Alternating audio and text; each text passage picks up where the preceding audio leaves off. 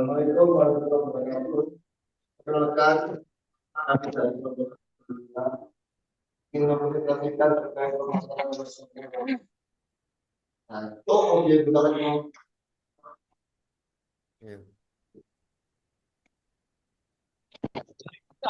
Bismillahirrahmanirrahim. Assalamualaikum warahmatullahi wabarakatuh.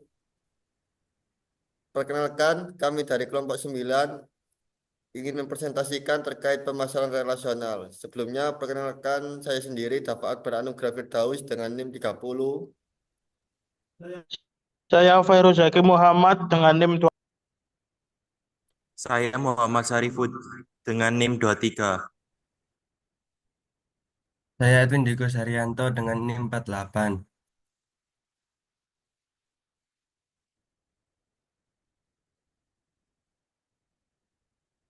Pengertian pemasaran relasional. Pemasaran relasional adalah pendekatan pemasaran yang berfokus pada membangun hubungan jangka panjang dengan pelanggan. Perusahaan yang menerapkan strategi ini bertujuan untuk menciptakan hubungan yang berkelanjutan, saling menguntungkan, dan bernilai tinggi. Karakteristik pemasaran relasional yaitu pemasaran dengan penekanan terhadap usaha, mempertahankan pelanggan, dan meningkatkan profit yang didapat perusahaan dari tiap pelanggan dengan jalan membina hubungan jangka panjang dengan mereka. Tujuan dan manfaat pemasaran relasional. Tujuan utama dari pemasaran relasional bagi perusahaan adalah untuk mempertahankan para pelanggan dengan mendapatkan loyalitas mereka berdasarkan komitmen bersama. Menurut Lovelock, dalam konteks bisnis, loyalitas bermakna kesediaan pembeli untuk terus menjadi pelanggan dari sebuah perusahaan dalam jangkau waktu yang lama. Membeli menggunakan berbagai barang dan jasanya secara berulang dan lebih lagi secara eksklusif serta secara sukarela merekomendasikan produk-produk perusahaan tersebut kepada orang lain.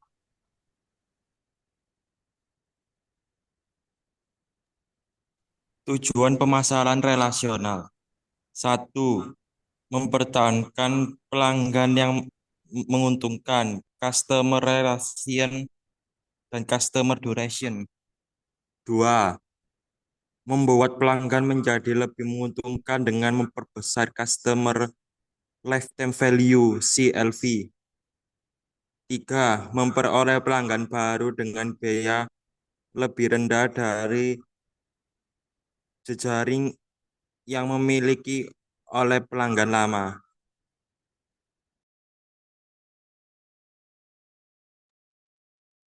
Tingkatan pemasaran relasional. Yang pertama yaitu basic marketing. Basic marketing merupakan tenaga penjual benar atau tenaga penjual benar-benar hanya untuk menjual produknya. Yang kedua yaitu reactive marketing, yaitu tenaga penjual menjual produk dan mendorong pelanggan untuk menghubunginya jika mereka mempunyai pertanyaan, komentar, atau keluhan. Yang ketiga, accountable marketing, yaitu tenaga penjual akan menghubungi pelanggan setelah transaksi terjadi untuk mengetahui apakah produk yang dibeli tersebut sesuai dengan harapan atau tidak. Yang keempat, proaktif marketing, yaitu tenaga penjual perusahaan akan secara terus-menerus menghubungi pelanggan untuk mengetahui tingkat kepuasan atas produk yang dibeli. Yang terakhir yaitu ada partnership marketing, yaitu perusahaan bekerja secara terus-menerus dengan pelanggan untuk mendapatkan performa yang terbaik.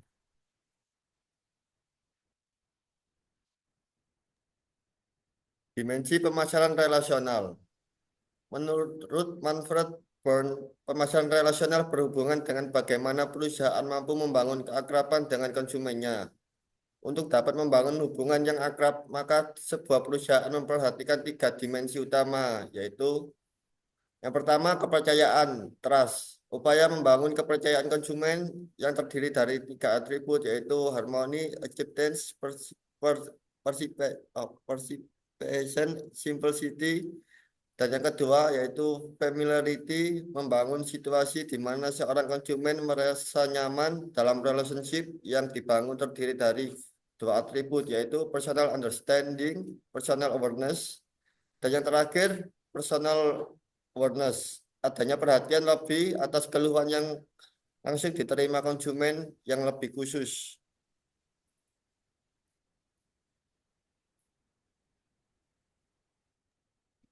Konsep pemasaran relasional.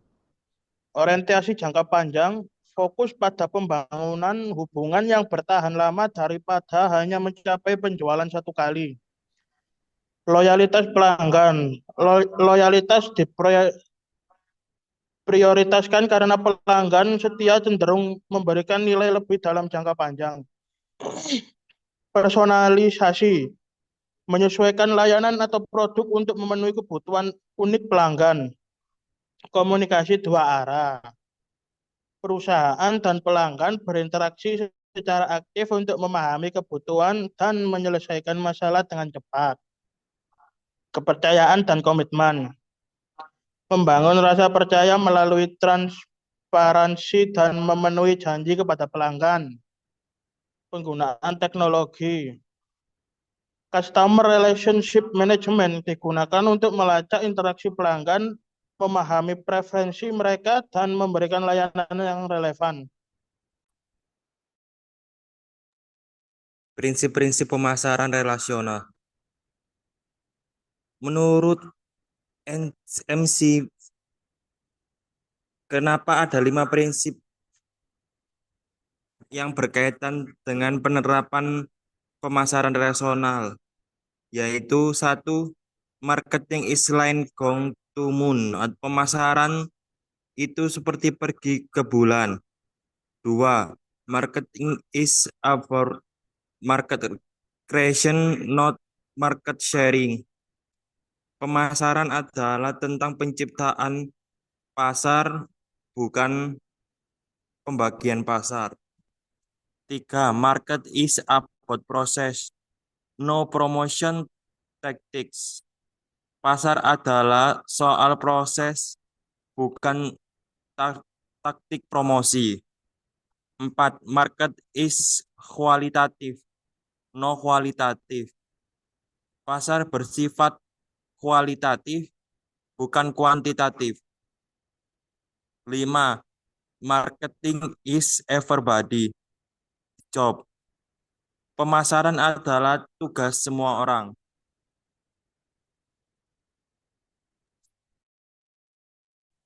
Tahap-tahap pemasaran relasional. Tahap-tahap dalam melaksanakan program relationship marketing menurut Salim Saladin adalah sebagai berikut. 1. Pertama-tama marketer harus mampu mendorong dan merealisasikan pertukaran atau real market. Yang kedua, transaksi tersebut tidak hanya untuk satu kali atau sementara saja, tapi berupa transaksi berulang-ulang. Yang ketiga, agar pelanggan menjadi loyal dan selalu ingat akan merek produk-produk perusahaan atau jasa perusahaan, maka perlu dijalin hubungan jangka panjang.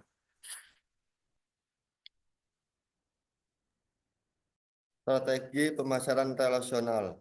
Ada beberapa strategi pemasaran relasional yang merupakan aspek yang diteliti dalam penelitian ini.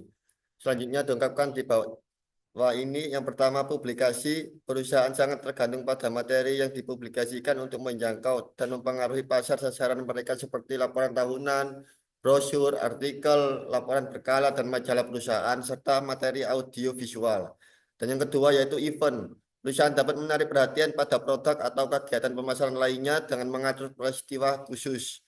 Ini mencakup konferensi berita, seminar, jalan-jalan keluar, pameran, kontes, dan kompetisi, peringatan hari jadi, serta sponsor olahraga yang akan menjangkau masyarakat sasaran.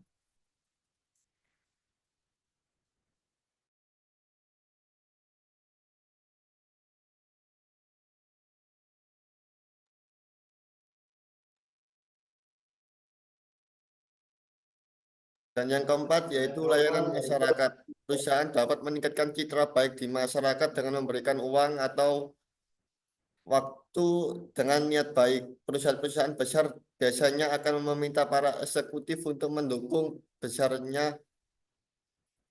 biaya, biasanya akan meminta untuk mendukung peristiwa kemasyarakatan di daerah kantor atau pabrik mereka berlokasi. Dan yang terakhir yaitu media identitas. Media identitas adalah segala produk atau barang selain produk utama perusahaan yang memuat nama perusahaan, logo perusahaan atau merek dagang, atau memuat gambar produk utama perusahaan. Elemen-elemen pemasaran relasional. Yang pertama, komitmen perusahaan. Komitmen berbentuk customer management orientation serta investasi yang meliputi sumber daya manusia maupun teknologi informasi. Customer management orientation yaitu nilai-nilai kepercayaan dan kesediaan untuk mengambil langkah-langkah strategis yang memungkinkan penerapan prinsip-prinsip manajemen pelanggan. Yang kedua yaitu database. Kesuksesan pemasaran relasional sangat tergantung pada pengumpulan dan analisis data pelanggan, di mana kelengkapan dan validitas data menjadi penting. Yang ketiga yaitu program pemasaran relasional. Program-program pemasaran relasional dapat dikelompokkan ke dalam 3 kategori yaitu sosial, struktural, dan finansial. Oke, matur nuwun. Sekian presentasi dari kelompok 9. Kurang lebihnya kami mohon maaf sebesar-besarnya. Saya akhiri. Wassalamualaikum warahmatullahi wabarakatuh. Waalaikumsalam warahmatullahi wabarakatuh. Wabarakatuh.